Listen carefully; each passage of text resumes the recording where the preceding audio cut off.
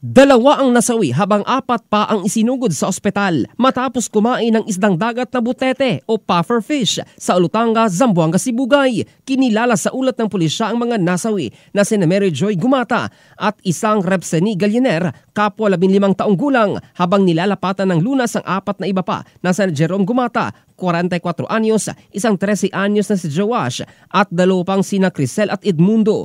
Ayon sa ulat ng otoridad, nahuli ni Galliner ang isang malaking butete sa dagat at dinala ito sa pamilya Gumata upang iluto at pagsaluhan.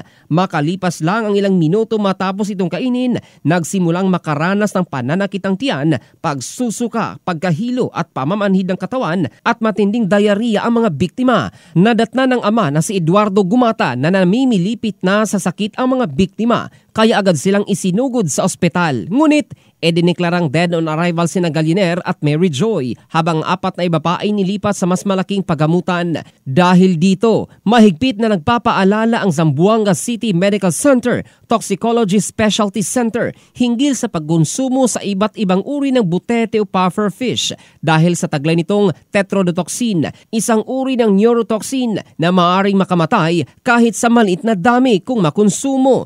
Paalala sa publiko na huwag basta-basta kumain ng mga isdang hindi tiyak na ligtas lutuin o kainin.